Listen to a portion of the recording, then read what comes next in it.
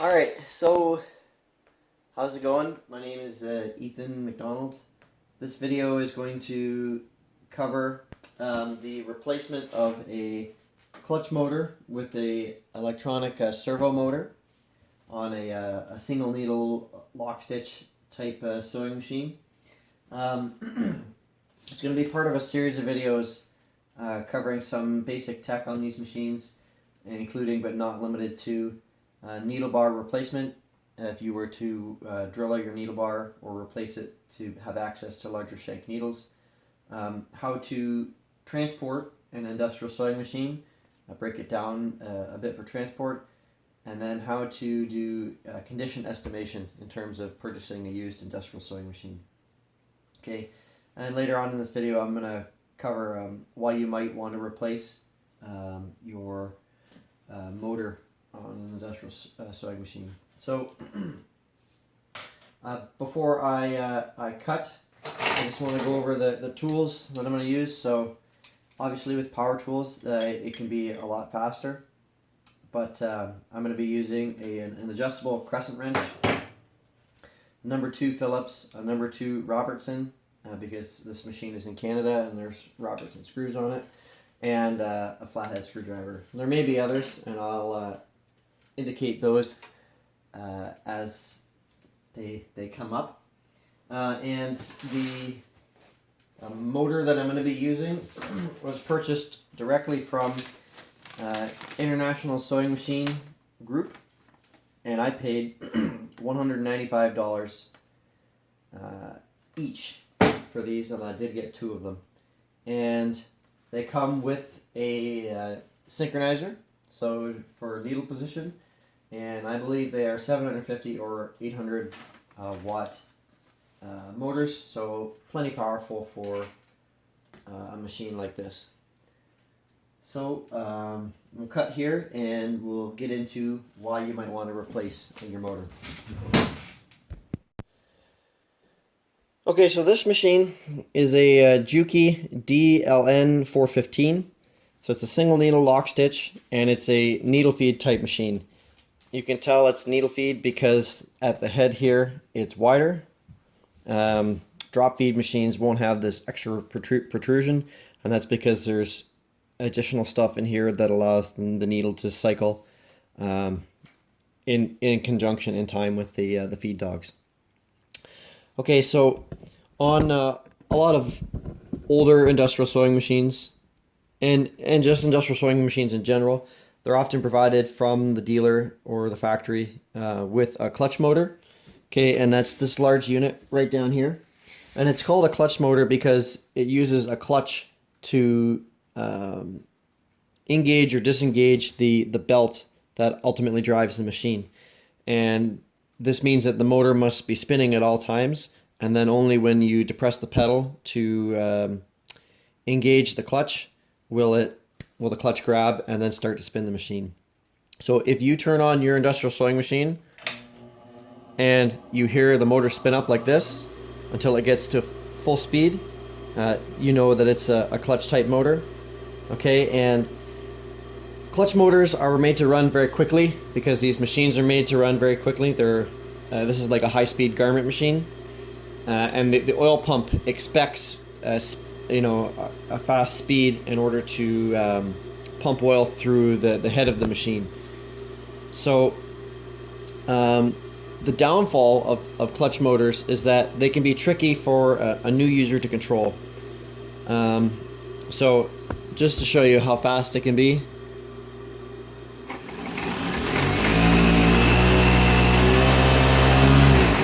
okay, clutch motors have a brake on them as well. So when you pedal forward, it engages the clutch and starts the machine sewing. But as soon as you heel back, it brakes. And that brake is it's cork. And that cork brake makes it difficult to spin the machine by hand when you're just trying to hand wheel a couple stitches. So to get around this, you can push down the pedal just a bit, like feather the clutch, and then it's easier to spin. But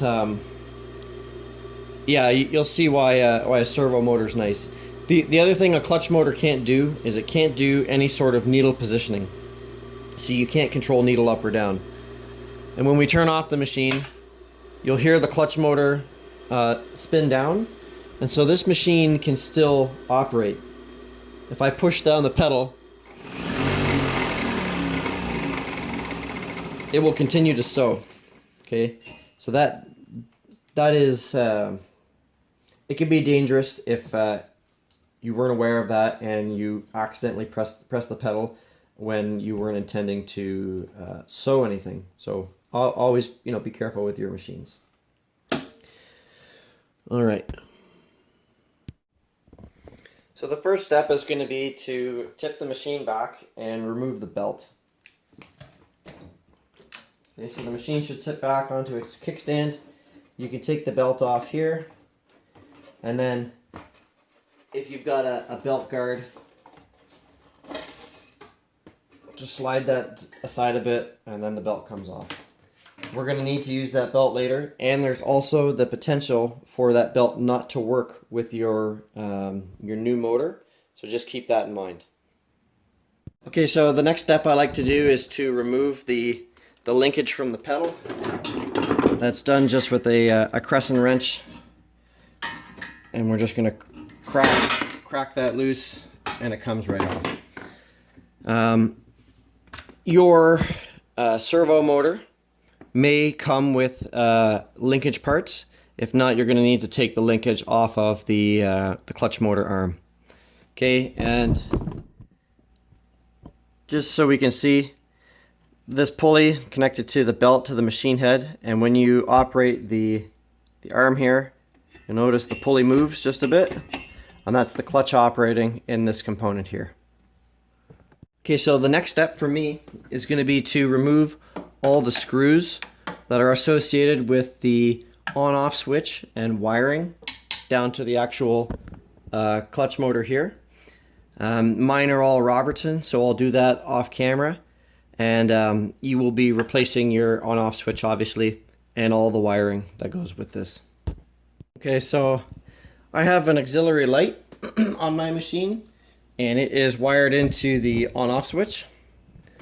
So I'll just briefly show you how to do that or take that out. So mine's on the unswitched side, so the side that comes in from the wall, and then I just used, and that one came off. I just used these little fork type clips.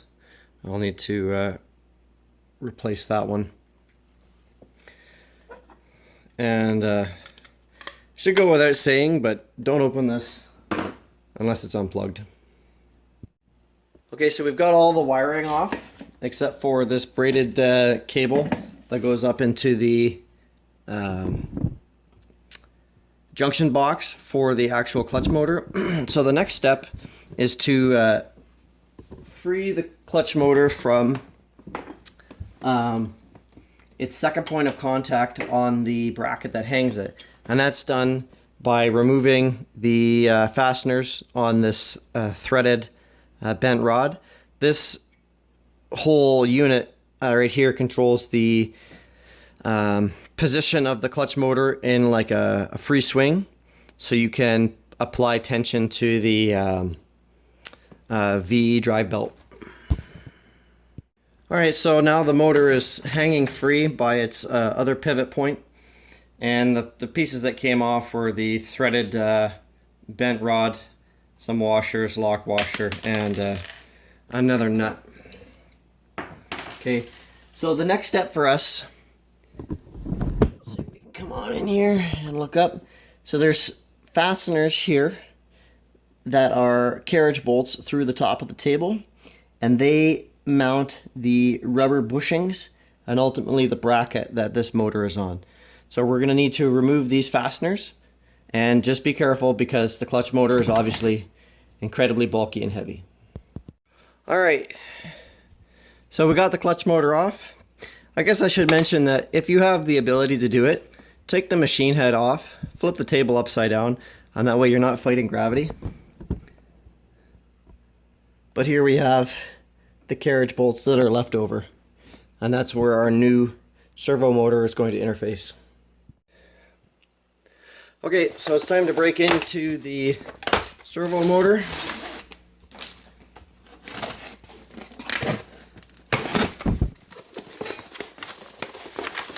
Instructions. Okay, so there's your new linkage. This is the belt cover. Synchronizer assembly, we'll leave that till last. Here we've got bushings and fasteners to install it on a brand new table. We won't be using some of this because there's already pre-installed hardware. And then more fasteners to attach the motor to the hanging bracket.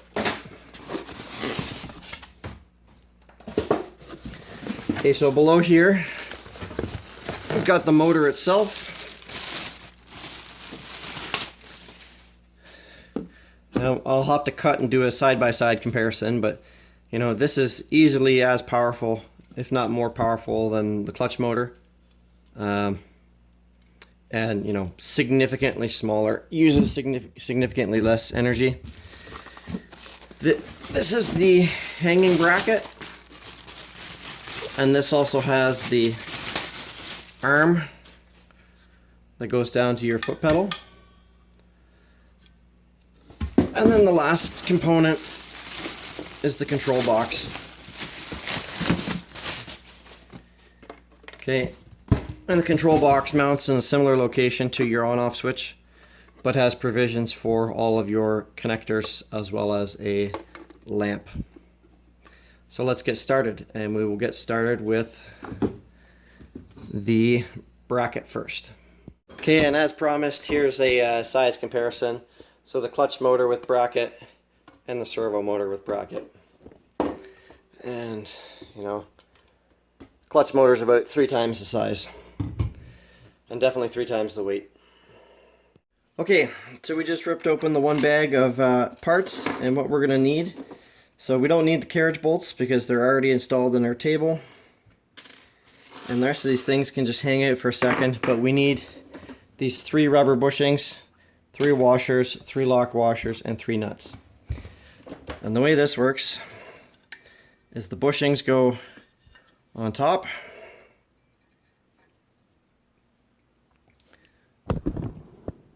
It's then slid up into the carriage bolts that are, in this case, pre-existing. Might need a little bit of fiddliness to get it all up there. But the washers, lock washers, and nuts will go on in sequence after, and we'll show that to you when it's done. Okay, so the servo motor bracket's on there. You notice it's loose. Don't tighten it down until you put the servo motor on, so you can adjust your bracket left to right to make sure that the pulley lines up directly with the slot for your drive belt. You also take this opportunity to put the linkage arm on the linkage on the control arm here. And I did need to replace the linkage down on my foot pedal because mine has a dropped bar here in order to facilitate a proper foot placement even with the wheels. So I needed to replace this with the longer piece. Okay, before hanging the servo motor, 2 things you might want to do. If you intend on using the belt cover, remove this one screw here, and you can access these 3 small screws. Oh, there's 4 of them. And that allows you to rotate this plastic component.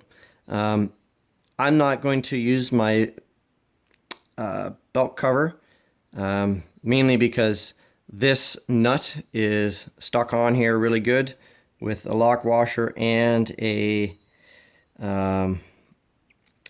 friction washer here. So I'm not going to waste the time to try and crack that off so I can access these screws. But if you wanted to do that, now is the time to do it while this is accessible in your hands. Okay, so we cracked open the second to last bag with fasteners in it. And this is what we got. These 5 or 6 are shims, and they control left to right movement along this large bolt here. This lock washer, and this lock washer is for the same stud. This piece here has this acorn nut with washer and lock washer for it. Then you have the threaded bent piece with 2 nuts. We got 3 washers and 1 lock washer.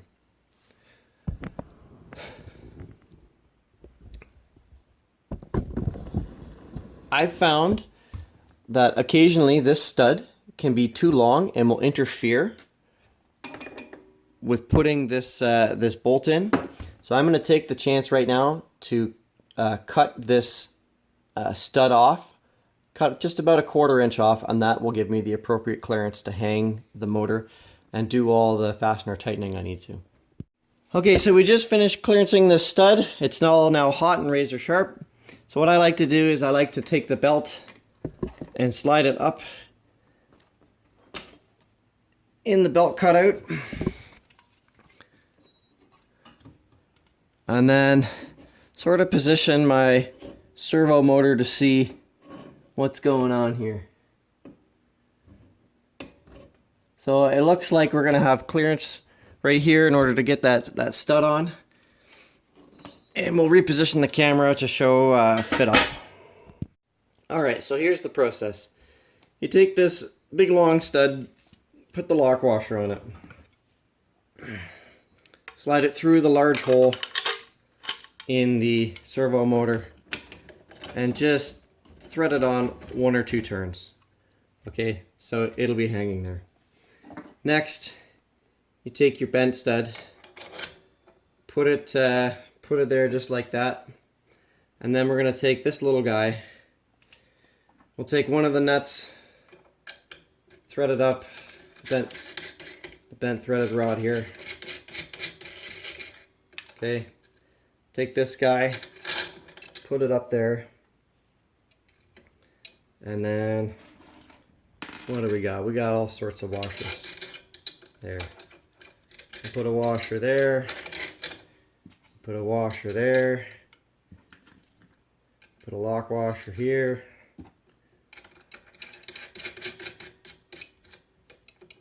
Alright, so it's kind of looking like that. And now this stud needs to go through that hole.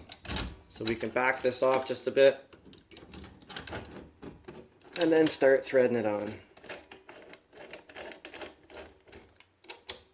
Okay. On this side, we can put our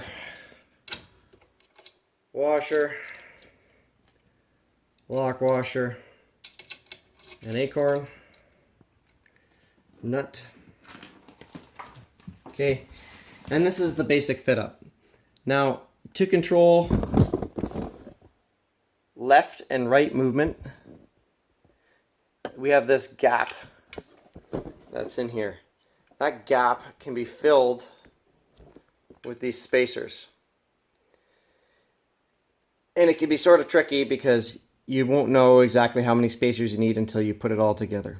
So what I like to do is just I'm going to run no spacers, but that's why I have this entire bracket loose so I can fine tune it without fiddle frigging with spacers.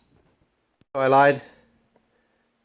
Basically what's going on here is this bent threaded rod's all the way in, and as I start to tighten down this stud, we're going to really kick the motor off to the right. So I'm going to put in 4, and then I'll have the freedom to move the bracket left and right, and that will give me the fine adjustment. Okay, so for my application, I ended up using 3 here. I threw 1 in there before the lock washer, and now we can see that my belt is running perfectly plumb. And all we're going to do now is snug up the 3 carriage bolts that hold the actual bracket on, and we will tighten up this acorn nut, and then we will adjust these nuts in order to provide tension on this belt and fix the motor in place so it won't vibrate at all. It seems a little bit counterintuitive, but in order to tension this, the motor actually needs to raise. So if there was any way to show you, this belt is more taut now than it is like that. So we'll raise it up, not too much tension, just enough, and then we'll snug down these fasteners. Alright, the last major component assembly step is to mount your control box. So that's going to go in roughly the same location as the on-off switch, as it will function as the on-off switch. And this is where having a small drill to pilot drill the holes is a benefit, as these tabletops are, you know, 1.5 inches thick of plywood or some sort of higher medium density fiberboard. So I'm going to get this installed and then we'll get to connections. Alright, so we got the control box installed. And not to tell you how to suck eggs, but basically the connectors fit in only one spot.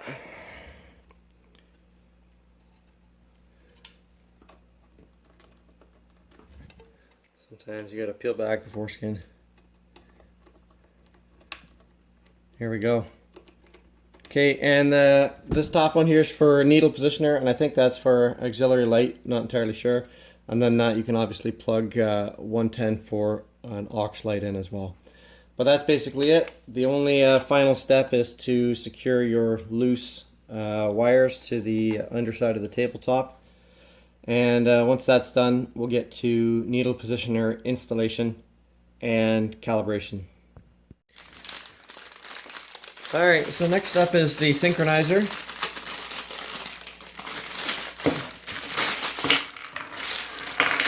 So we open this bag. So what do we got in here? We got 2 rods. Each side of each of these rods has a different thread. So it's like a universal kit. And there's 2 nuts on each. There's an adapter piece in case the back of your balance wheel does not match up with the geometry of the synchronizer.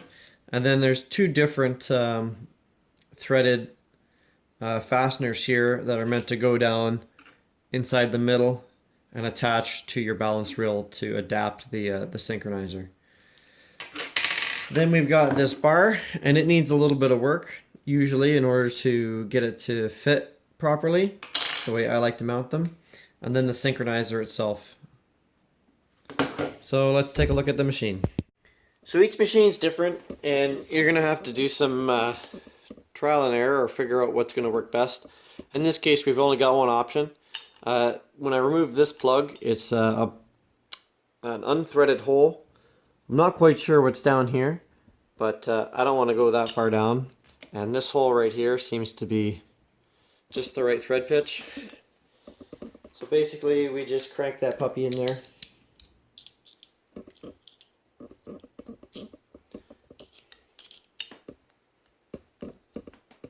And it doesn't have to be in too crazy, because what we do then is use these nuts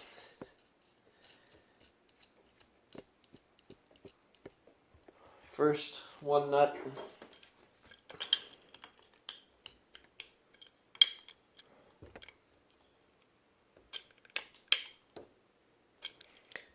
and then the other nut up against it, and that serves to basically lock it.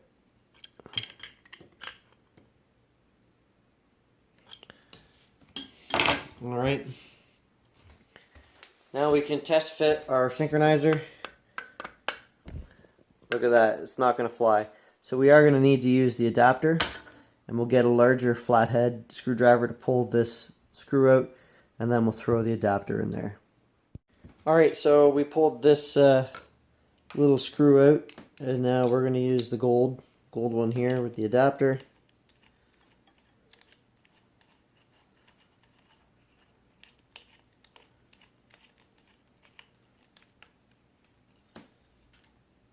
Throw that puppy on there. Again, doesn't have to be crazy tight. And that's how our adapter is going to go. Now we need to look at geometry for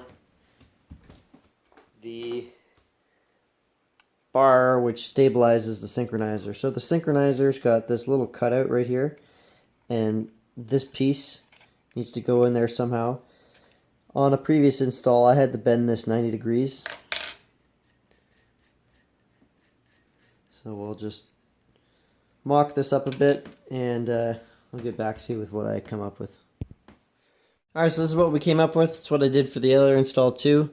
We just put this in a vise and then bent it down at a 90. And then basically we toss it on here, and it's going to go in that little slot and act to stabilize the synchronizer in position. So the synchronizer can be in any position. It doesn't matter because we're going to calibrate it. So in this case, we've got it cocked off to the rear, and that's good so that bar doesn't stick down into our bobbin winding, and that runs the cord away from the belt. Okay, so we will just lightly snug this puppy up.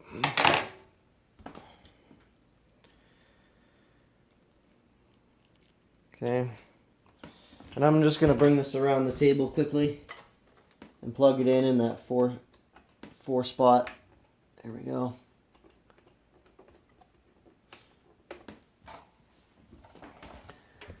Okay, so now the synchronizer is installed, but it's not calibrated, and so there's 2 or 3 screws.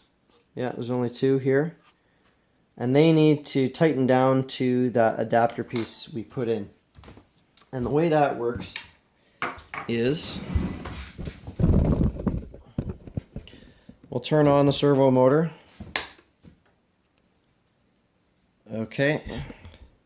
And then we'll select needle down. Okay. And then right here, there's a little LED, and that's going to turn red when this synchronizer is lined up. So what we need to do is position the needle down. So now we're at bottom dead center, and we're going to bring it up just a bit. And the reason we do that is so the hook is positioned so the hook has looped into the loop that was caused by the needle. So now we're not going to turn the hand wheel. We need to hold the hand wheel, and instead we're going to turn this little white piece here, and we're going to wait until that light lights up. Okay, there it is. And there's some play in it, right? It's a sensor. So we'll go right in the middle, and then we snug up these 2 Phillips screws. Ooh.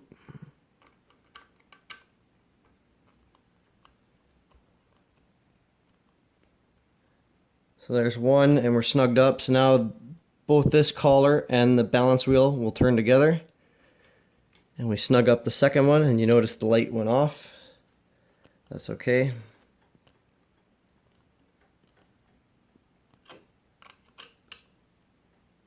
Okay, and we'll check it. So we go needle down. Yeah, we're down, and then we're coming back up just a bit. And the light's turned on. Okay, and this is how it looks in operation. Okay, so we're a needle down. Now if I want to switch to needle up,